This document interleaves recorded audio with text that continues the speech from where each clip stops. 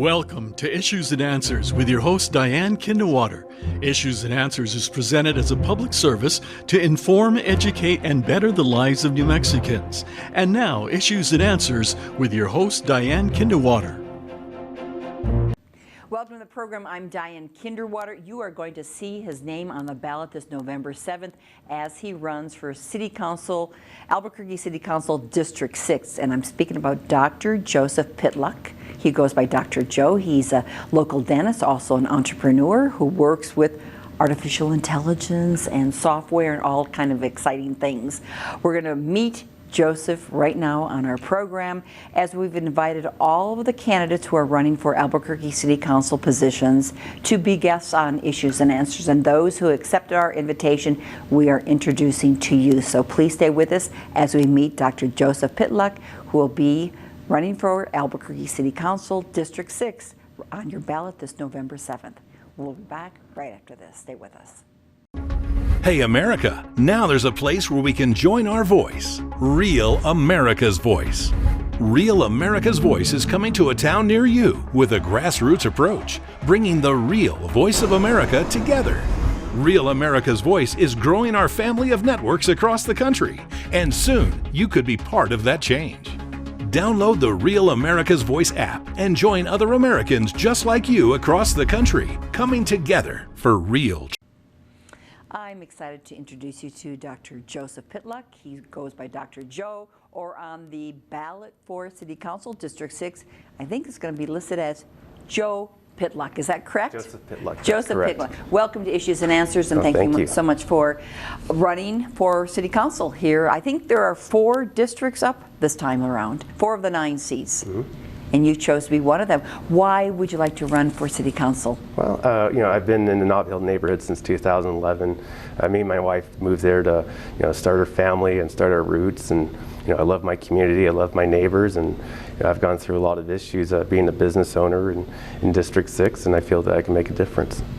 And District 6, tell us a little bit. I know it starts around the Nob Hill, around the University of New Mexico area. Yep. Tell us kind of where it is, District 6. Yes, essentially everything east of I-25 going all the way to Eubank, and then everything south of Lomas. So Nob Hill, International District, Mesa del Sol. That's a varied district, from the International to Nob Hill to Mesa.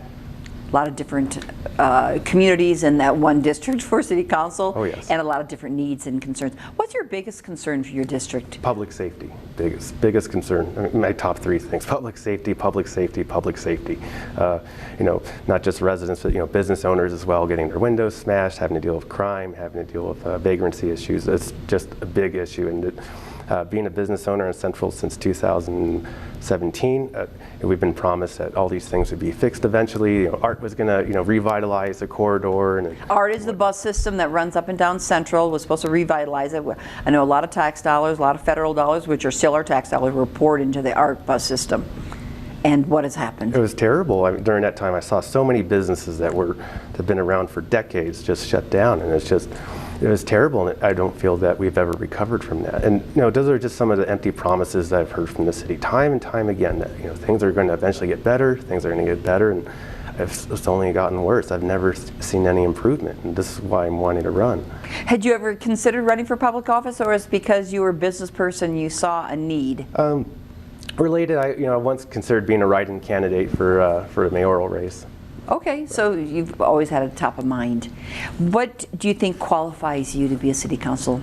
Not just a dentist, but I'm also a small business owner as well. So, I also have commercial properties all around Albuquerque. So I feel that, as far as with business owners and property owners, all the issues that they deal with, I feel I'm pretty experienced with. With dentistry, I've seen Medicaid patients my whole career, so seeing underserved, seeing tons of patients, including patients that, from the International District, for example. So, being able to understand their needs as well, I think that's what makes me, pretty qualified to run for City Council. And where are you from originally, Joseph? Well, my dad was in the Navy, so I grew up everywhere. Born in Chicago, and moved around back and forth a lot. Grew up in California for a little while as well. Mm-hmm. And I think your mom is from Peru originally? My mom is from Peru, yes. And your dad was, I think, what, a colonel, or your uncle was a colonel? My uncle, Michael's a colonel in the Air Force, and he's... Oh, your uncle's in the Air Force. Your dad was in the Navy, yes, okay. Yes, but yeah, my uncle's, he inspired me to actually become a dentist. We'd see actually quite a few migrant workers. I was a dental assistant with him in Colorado, and again, yeah, lots of migrant workers came to the office. Spanish-speaking only patients that maybe didn't have documentation or whatnot, but they needed dental work as well, and that's what inspired me to serve and want to become a dentist as well. And do you speak Spanish? Mi español es muy mal, entiendo poco, pero it's, I'm more comfortable with computer languages, but yeah. Okay, then let's move into your computer. Not only are you a dentist, where did you go to dental school? The University of Colorado. University of Colorado, and you practiced up there with your uncle who inspired you? I worked there as a dental assistant, but I decided to throw my roots down here. I knew there was a big need for dentists down in New Mexico, so that was a big motivator for me, knowing that tons of, I mean, we have a healthcare issue here, obviously. People waiting for 6 months to a year to get an appointment. So it was sort of a no-brainer as far as coming down here to start a practice. And your wife, and you have children as well? Yep, my wife's a practicing dentist as well, and yeah, I have 2 kids, and they just had their birthdays actually, so 8 and 10. Wonderful ages. And what are the constituents, or you're going around your district, what are they telling you about the needs that they have? And again, as a resident of Albuquerque, I see the need of safety. That's a great concern of mine. But what are your constituents in District 6 telling you? I think especially it really depends on the neighborhood. It's interestingly enough, we hear lots of folks, let's say in the Ridgecrest neighborhood, talking about their ideas for homelessness. Maybe addressing affordable housing, for example. But you go into the International District and you start talking to residents there, and they're really feeling the brunt of a lot of issues there. Houses where there's people, there's squatters, for example, setting fires, lots of break-ins, lots of crime, it's definitely a different perspective when you start talking to residents there in the International District. Also with Walmart leaving, for example, having a more difficult time getting their medications, getting healthy food, for example. Those are big issues that we're facing in the district right now. And are you running in an open seat, Joseph? Is it open, or do you have an incumbent you're running against? No, Pat Davis is he's not running for the seat. Okay, so it's an open Yes. seat, District 6. So you see, Nob Hill folks, what are they I know I see it in the news, but tell us what they're telling you. I hear what they're saying, but you can tell it from you. Homelessness, that's the biggest thing, that's the most visible thing that's, within the district. So it's, especially up and down Central, that's one of the biggest things that people talk about. So what are the homeless, the crime, the breaking, the smashing the windows? Of course, we're seeing we lost Walmarts. I know the number of other Walmarts here in Albuquerque are closing at 9 o'clock instead of the 11 o'clock time period. We see that they're having to hire private security, all these certain things. We do have a police force. I know the city council is responsible for ensuring that, the mayor selects the police chief, correct?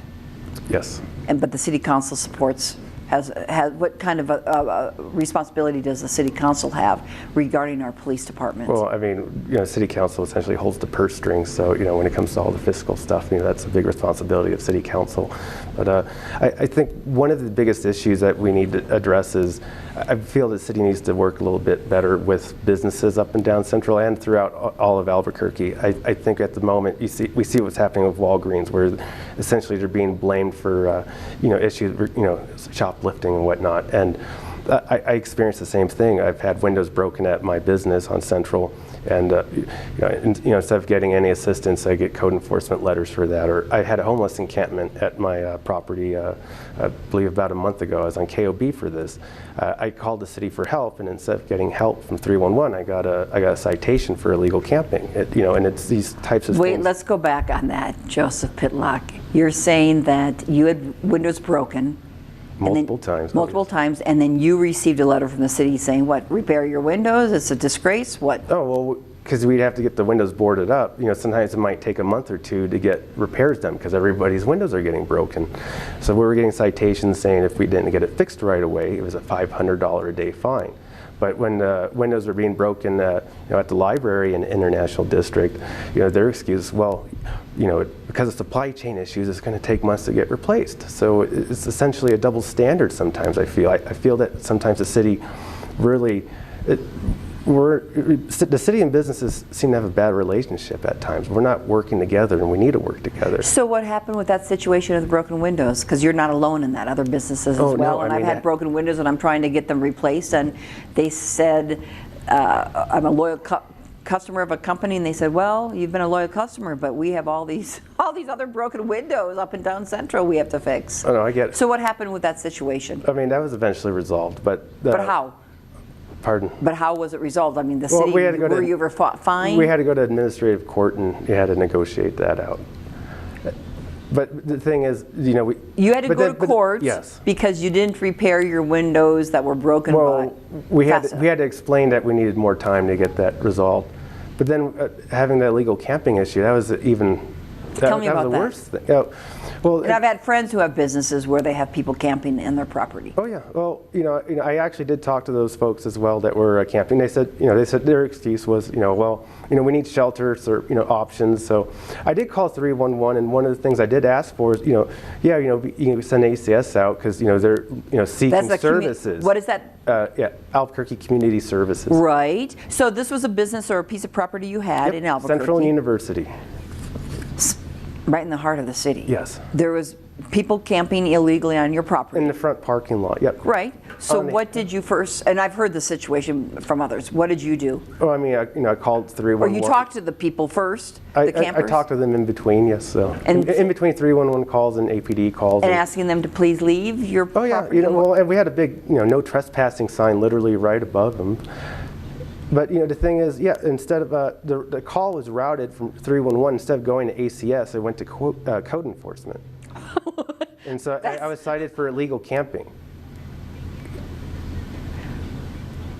And I had 5 days to, essentially do what the city is supposed to do.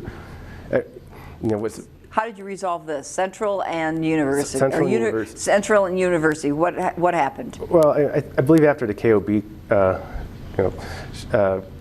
interviewed, I think it ended up getting resolved at that point as well. They eventually did leave. But shouldn't the city have sent out the community enforcement to help with this? Well, interestingly enough, when I did talk to 311 at that time, they said there was going to be a 36-hour delay which was sort of insane. I didn't see the KOB piece. Tell us a little bit what happened, though. As far as what happened with how did it get resolved? Eventually they did leave, but another issue. But I mean, how did the city help you? Well, besides the citation letter, they didn't really do anything with that one. So. What do you think should be done or could be done if you become a city councilor for other businesses that? I think one of the biggest issues is criminal trespass. When you're trying to, when you need people to say cited for criminal trespass, or you need APD to come out. Sometimes, in my case, it was a 5-hour delay, which meant if I wanted to cite those folks that were on the property for criminal trespass, I was going to have to hang around for, and you don't know, they don't tell you how long it's going to be.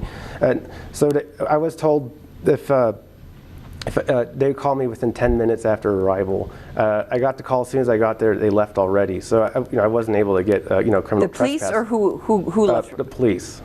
I think that's actually a big issue with businesses.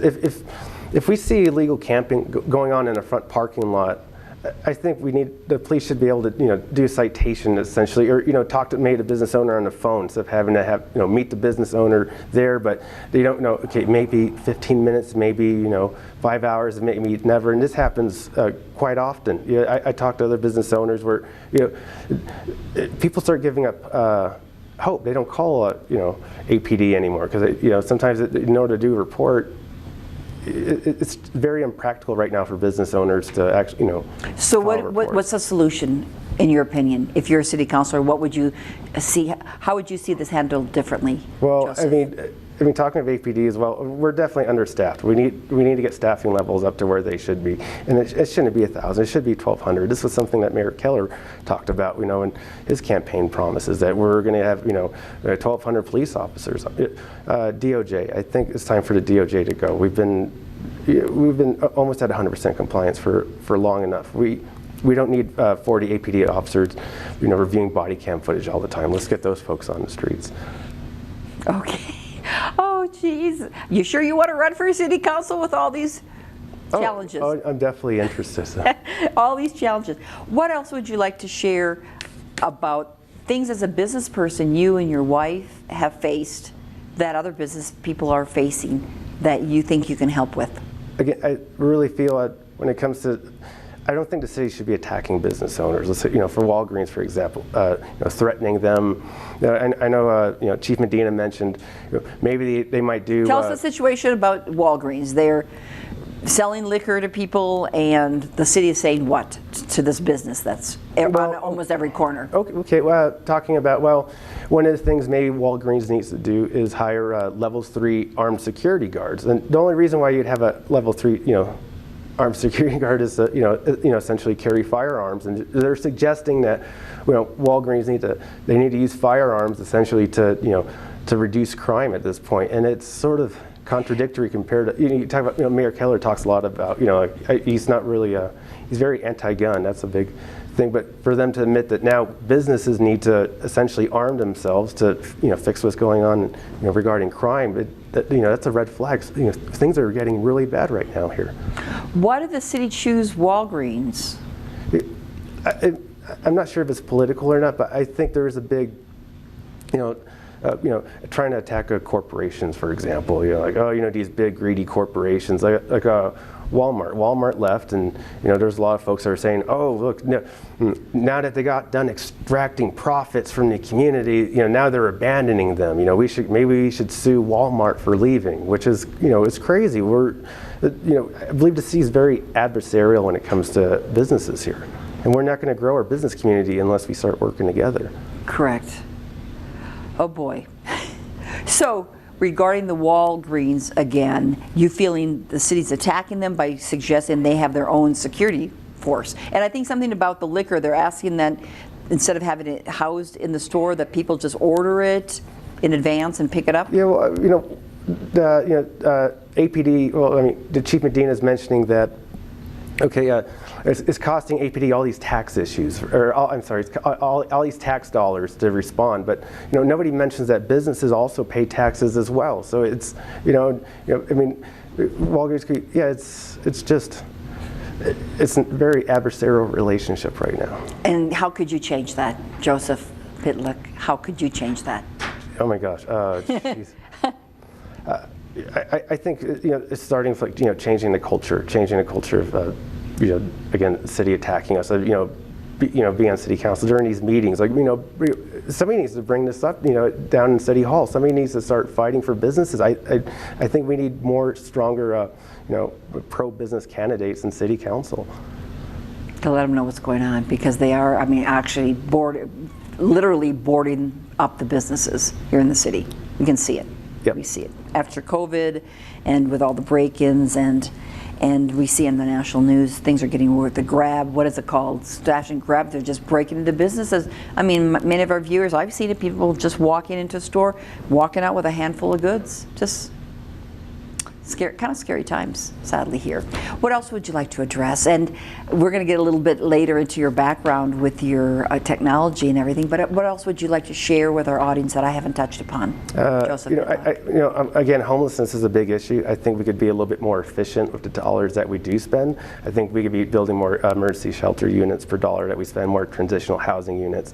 I think we're very inefficient. We look at the tiny home village, right, where it costs between $600 to $800 a square foot for units that they don't even have plumbing, and the city still has a hard time filling those units. Our chronically homeless population counts have gone up over 40% since last year. So, we struggle to build 50 units, let's say, for those that are chronically homeless. But then now we have another, let's say, 600-700, homeless folks on the streets in within a year.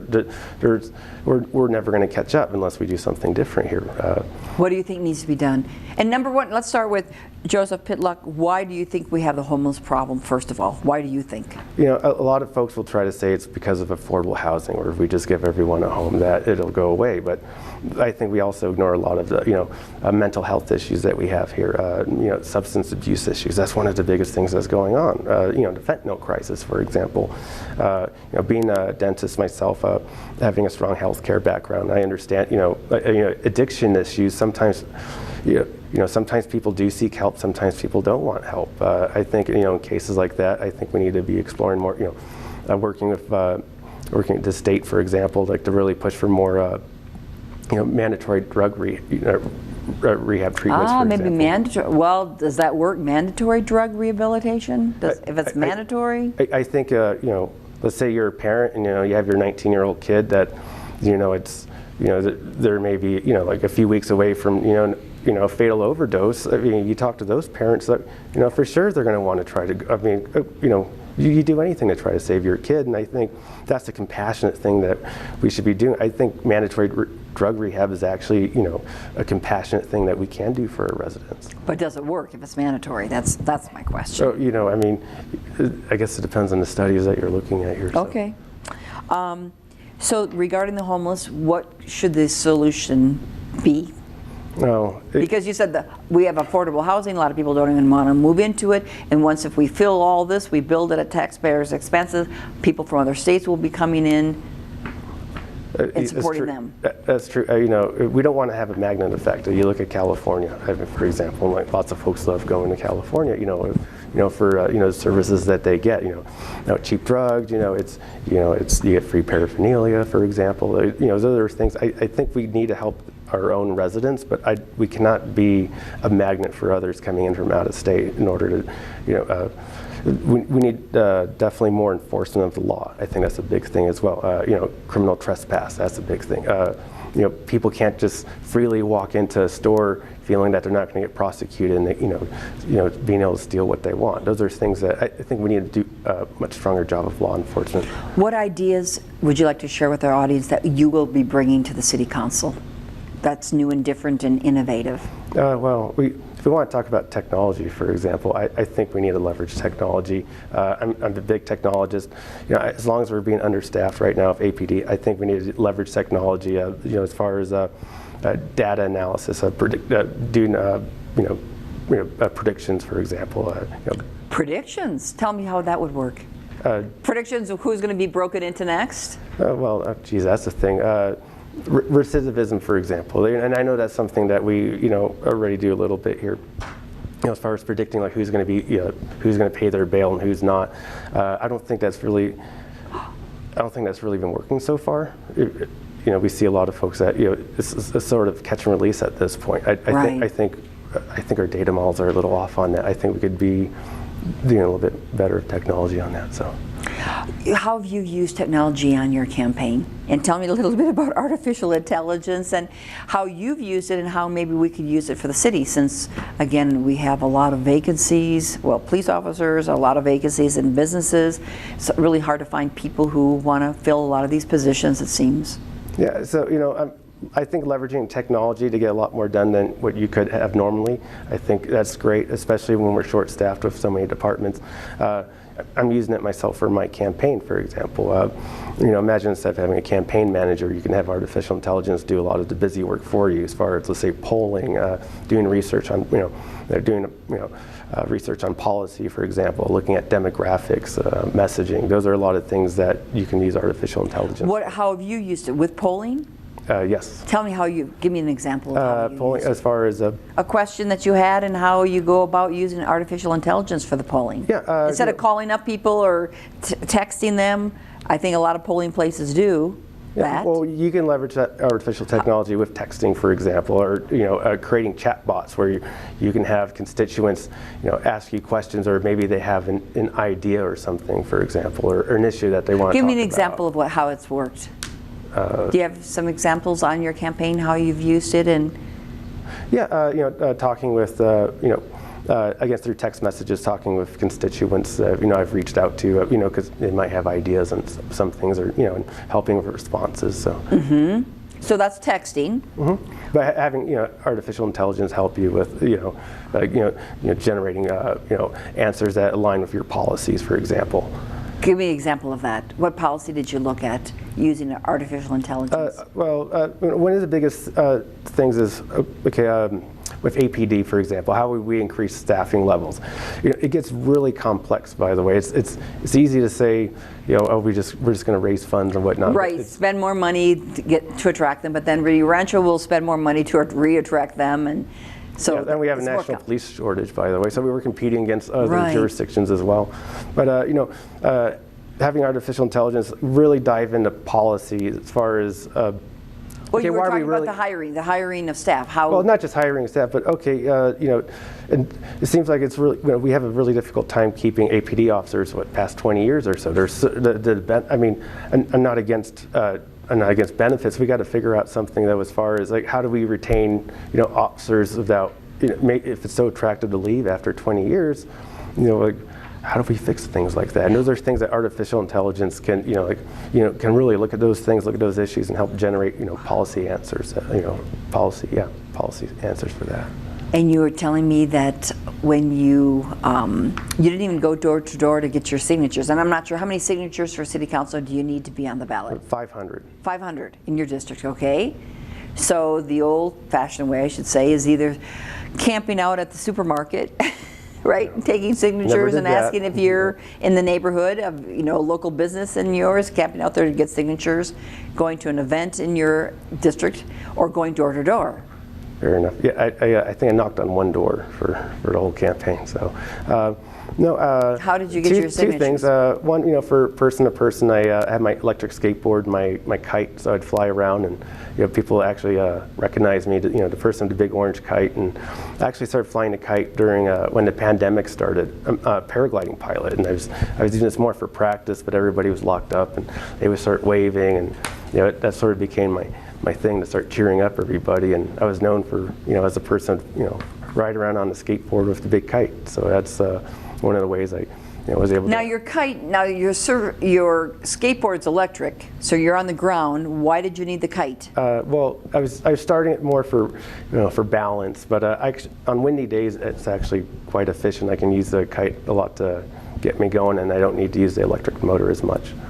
But and then. So what, you literally run into people in your neighborhoods and they sign your petition? Yeah, pretty much. And I think it was a great way to just meet everybody out there. So, and I was able to canvass neighborhoods very quickly versus being on foot.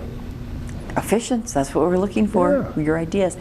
Joseph Pitluck, you're on the ballot. District 6, Albuquerque City Council, this November 7th. Of course, there's early voting and all sorts of ways to be able to vote other than just Election Day. Thank you for your public service. Thank you for your entertainment, I guess, in your district, on your kite, and your concerns as a business person for all of us here in the city. So appreciate that. And thanks for running. Oh, thank you for having me. I appreciate it.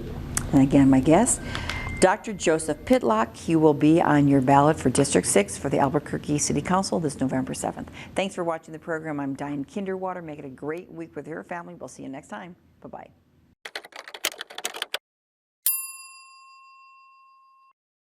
The New Mexico Modern Child Support Family Program works to benefit both parents for the purpose of improving children's lives. It provides the basics of child support, but goes further by helping parents step up to find better job opportunities that get them back on track to paying their monthly child support obligation. Find out how the Child Support Step Up program can help your modern family. Contact New Mexico Child Support today to learn more. Issues and Answers with your host Diane Kinderwater is presented as a public service to inform, educate, and better the lives of New Mexicans. To comment on today's program or to purchase a copy of any Issues and Answers program, visit sunbroadcasting.org or call us at 505-345-1991.